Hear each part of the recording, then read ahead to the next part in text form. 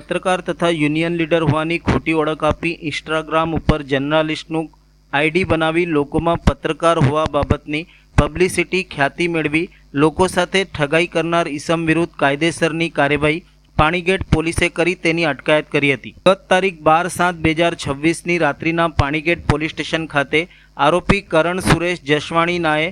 પોતાની જાતે ઇન્સ્ટાગ્રામમાં સોશિયલ વર્કર એક્ટિવિસ્ટ ઇન્ડિપેન્ડન્ટ જર્નાલિસ્ટનું આઈડી બનાવી લોકોમાં પત્રકાર હોવા બાબતની પબ્લિસિટી ખ્યાતિ મેળવી લોકો સાથે ઠગાઈ કરી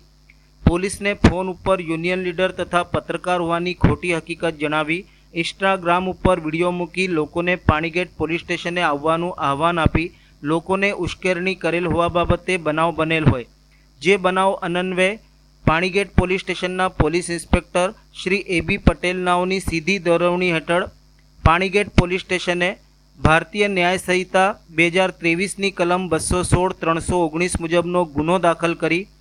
મજકૂર ઇસમ વિરુદ્ધ કાયદેસરની કાર્યવાહી કરવામાં આવેલ છે। પોલીસે આરોપી કરણ જસવાણીની અટકાયત કરી કાયદેસરની કાર્યવાહી હાથ ધરી છે। ગઈ તારીખ 12/7/26ના રોજ પાણીગેટ પોસ્ટે એપાર્ટ ગુના રજિસ્ટર નંબર 260/2026ના કામે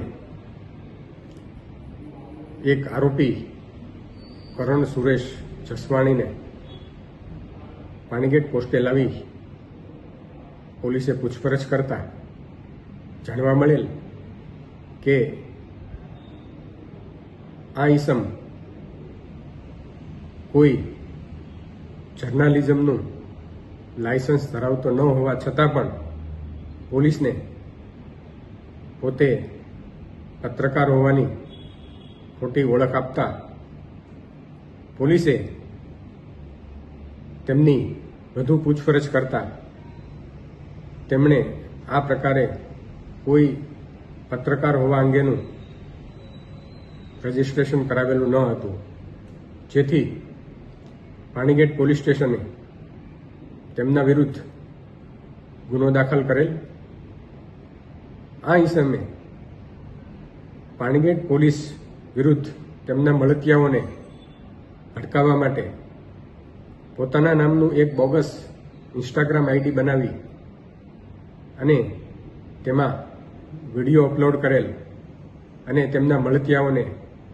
તેમના સપોર્ટ માટે પાણીગેટ પોલીસ સ્ટેશન આવવા